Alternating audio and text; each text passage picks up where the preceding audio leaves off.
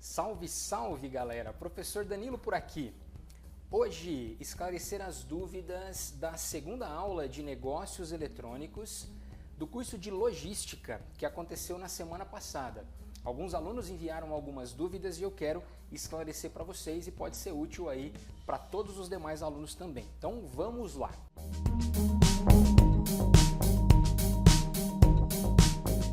A primeira dúvida enviada é Giovanni Souza da Luz, de Ponta Grossa. E ele pergunta o seguinte: professor, com o aumento do comércio eletrônico, a logística conseguirá atender as demandas dos consumidores sem aumentar o custo do frete?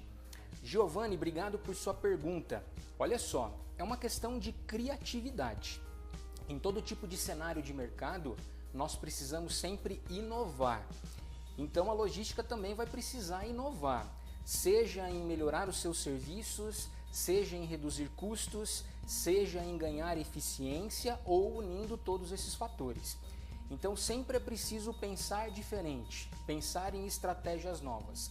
Lembrando, Giovanni, que inovar não significa criar algo totalmente do zero, mas pode ser a melhoria de um processo, a melhoria de um serviço. Isso também é considerado uma inovação incremental e que pode fazer a diferença. Então, é uma questão realmente de análise de cada realidade para poder colocar em prática, ok?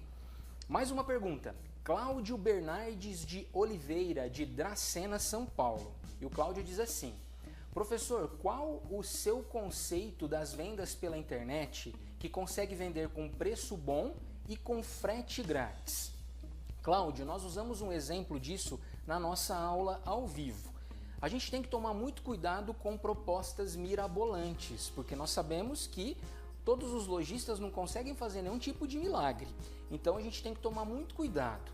Se tem um preço atrativo e o frete gratuito, uma loja idônea, ela pode fazer isso, porque de repente ela teve uma negociação diferente com os seus fornecedores, com o centro de distribuição de um determinado produto. Essa negociação fez com que o custo do seu item abaixasse e ele consegue repassar isso para os seus clientes. Então é uma questão de análise mesmo. O que é importante, nós discutimos isso na aula, ficar atento aos critérios de segurança. Se essa loja é idônea, se ela é de referência, se ela tem boas práticas de entrega, não tem problema com entrega, não dá o golpe em muita gente. Então é uma questão de avaliar, ok? É difícil dizer essa é boa, essa não é válido, não é, mas é uma questão de cada item pontual, beleza? Mais uma dúvida agora do André. André Ribeiro de Guaxupé, Minas Gerais. O André diz o seguinte: professor, com o crescimento do e-commerce, as lojas físicas podem estar próximas do fim? André, isso é um paradigma que é muito discutido. Dizer que as lojas físicas acabarão, eu não me atrevo a dizer isso. Mas as lojas físicas precisam se reinventar. Tanto que no decorrer da nossa aula ao vivo eu lancei uma enquete para vocês, nossos alunos, para falarem de cases que vocês conhecem, de lojas da região ou da cidade de vocês que se reinventaram com o uso da tecnologia, seja num atendimento pelo WhatsApp, seja numa fanpage do Facebook. Então muitas lojas têm se reinventado. Eu acho um pouco perigoso e até mesmo audacioso dizer que as lojas físicas vão acabar, serão extintas. Mas elas precisam se atentar ao movimento que o mercado tem. E o movimento de mercado hoje é utilizar a tecnologia. Muitas empresas migram totalmente para o cenário virtual, outras utilizam o cenário virtual para complementar a sua renda e o seu faturamento, outras usam o cenário virtual porque senão não conseguem sobreviver. Então existem vários fatores e vários cenários diferentes para cada tipo de empresa, para cada ramo de atividade. Mas eu não me atreveria, pelo menos hoje, ano de 2018, me atreveria a dizer que as lojas físicas vão acabar, mas elas precisarão se reinventar. Cada dia um novo modelo de negócio surge, ok? Vamos lá então, mais uma pergunta. Genison da Silva, de Rondonópolis, Mato Grosso. O Genison fala sobre a compra pela internet, também em lojas físicas, mas situações em que o consumidor não tem como provar, não tem como trocar. Como ter realmente certeza que aquele mesmo produto é o que você deseja, é aquilo que você precisa consumir. Jenison, nós também discutimos isso em aula e nós vimos que muitas empresas têm reinventado a sua forma de comercializar produtos pela internet. É o caso das lojas de roupas. Há 10 anos atrás, comercializar roupas pela internet era um paradigma, era um bloqueio que os consumidores tinham. Hoje, com o passar do tempo, as lojas foram se reinventando, foram disseminando estratégias, diminuindo o custo do frete, dando oportunidade de troca gratuita, e as lojas cada vez mais procuram colocar experiências diferentes para os seus clientes, para os seus usuários, com o intuito de agregar valor aos seus produtos e conseguir comercializá-los pela internet. É claro que cada dia que passa, os consumidores ficam cada vez mais exigentes. Consequentemente, as lojas precisam se reinventar constantemente. Então, essa questão do medo da troca, de não servir, de não conseguir trocar, as lojas idôneas, as lojas que têm um renome, elas investem nessas políticas justamente para poder ofertar para os consumidores mais tranquilidade na experiência da compra com elas, ok? Então é isso que tem mudado constantemente. Mais uma pergunta do Fábio Ferreira, de Dracena, São Paulo. E o Fábio diz a seguinte: professor, a geração dos meus pais e avós, quando se fazia compras, era somente indo ao comércio físico. Você acha que com o passar das gerações, a tendência de acabar o comércio físico, a facilidade de compras pela internet vai tirar as pessoas desses afazeres de ir ao comércio físico?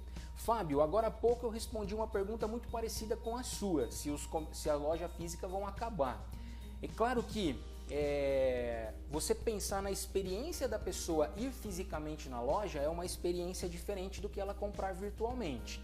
Então, hoje nós temos públicos de gerações diferentes.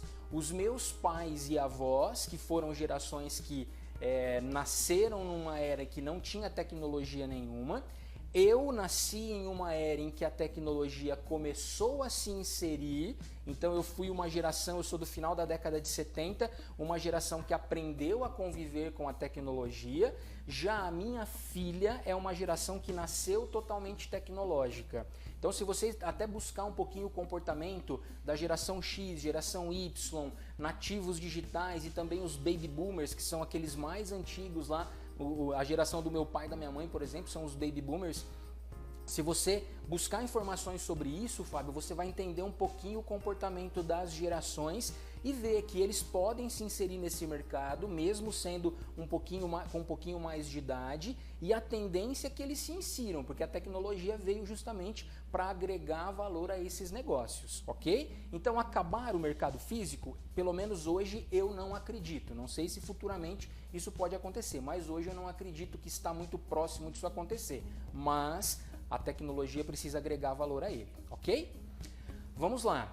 O Ageu de Guarapuava. Garçom eletrônico nos bares e restaurantes agrega valor ao negócio? Ageu, uma pergunta muito interessante que gera bastante discussão, mas bem pontualmente. Sim, agrega. Existem algumas empresas que adotaram algumas políticas de não ter atendentes, alguns restaurantes, algumas lanchonetes.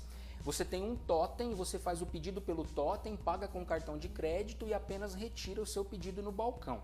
Já tem uma rede de lanches aí, rede de uma hamburgueria artesanal que já está trabalhando dessa maneira. Mas tem também a experiência do atendimento do garçom, aquela coisa do barzinho, da lanchonete, de ser amigo do garçom, de ter um relacionamento com ele, então tem tudo isso. Então vai do nicho de mercado em que a pessoa quer atender.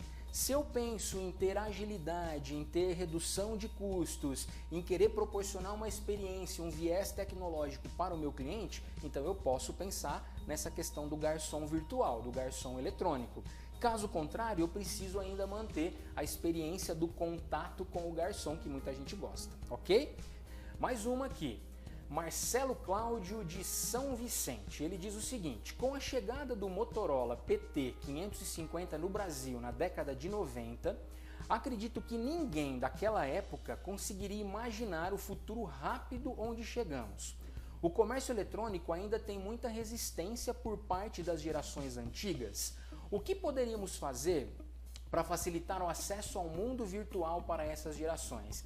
Marcelo, só complemento aquilo que eu disse em uma das respostas anteriores sobre as gerações. Existe sim um conflito de gerações, mas é desmistificar isso. Porque é fato, depois que as gerações um pouco mais antigas, como meu pai e minha mãe, têm acesso à tecnologia e começam a ter a percepção de que aquilo agrega valor e proporciona benefícios para eles, eles acabam sendo adeptos àquela tecnologia. Hoje a minha mãe, por exemplo, anda de Uber muito mais do que eu. E ela tem uma facilidade, uma tranquilidade muito grande para andar de Uber. Então ela já é adepta a essa tecnologia, certo? Então acredito que existem os conflitos, mas isso vai se quebrando com o passar do tempo. Mais uma aqui, Jaqueline de Almeida, de Ubiratã, Paraná. É seguro comprar produtos pela internet? Jaqueline, é seguro, desde que você siga algumas orientações que eu pontuei na própria aula e que nós vamos falar um pouquinho mais também sobre segurança na última aula da disciplina. Mas eu dei algumas dicas sobre isso também na aula que nós trabalhamos na aula passada, sobre a questão de você tomar cuidado em ter um antivírus, não entrar em qualquer link, ter uma loja idônea. Então fica a dica aí, mas é seguro desde que você siga algumas políticas, ok? José Newton de Lacerda. Professor, como fica o lucro da empresa quando ela erra no produto e tem que arcar com todos os custos e fretes? José Wilton de Viamão, Rio Grande do Sul. Olha só, a empresa precisa fazer com que isso não aconteça. Por isso ela precisa proporcionar e ter estratégias que proporcionem para ela o mínimo possível de necessidade de devolução, de troca, coisas nesse sentido. Então, um planejamento muito bem feito para que a diminuição de situações como essa aconteça é essencial, certo? Justamente para que ela não tenha prejuízo. Porque é fato, se a empresa tiver que mandar e remandar esse produto mais de uma vez, todo o lucro que ela tinha, ela vai acabar deixando o lucro para pagar as despesas do frete que ela vai ter. Então isso acaba sendo uma estratégia e algo muito importante que as empresas precisam atentar, ok? A Karen Lúcia dos Santos, também lá do Rio de Janeiro, ela mandou uma pergunta sobre segurança. Karen, mesma orientação que eu passei para a Jaqueline. Ela perguntou aqui se é seguro comprar pela internet. Então, fica também a orientação para você conforme eu passei para a Jaqueline. José Mário de Matos, Palmas, Tocantins. Sobre a segurança das informações dos clientes. As empresas estão mais preparadas contra hacker? José Mário, cada vez mais. As empresas muitas vezes contratam hackers para trabalhar para elas. É que nós temos um estigma de que o hacker faz apenas coisas erradas, e não é. Existem hackers que fazem coisas muito boas, porque o hacker nada mais é do que aquela pessoa que conhece muito de tecnologia, conhece muito de informática, até mesmo de eletrônica, e ele vai conseguir burlar alguns sistemas ou então evitar que sistemas sejam burlados. Então muitas empresas contratam profissionais que têm esse alto nível de conhecimento para poder satisfazer as suas necessidades, ok? Muito bem, gente, assim nós fechamos o ciclo de questionamentos da segunda aula, espero que tenha ficado claro. Faz aí o seu comentário, se tiver mais dúvidas, vamos interagindo, pode mandar também para a professora Elisângela, será uma alegria poder interagir com você. E lembrando que próxima sexta, aula ao vivo, nós vamos continuar esse bate-papo que nós já começamos na aula passada. E eu espero você lá. Um abraço, tchau, tchau.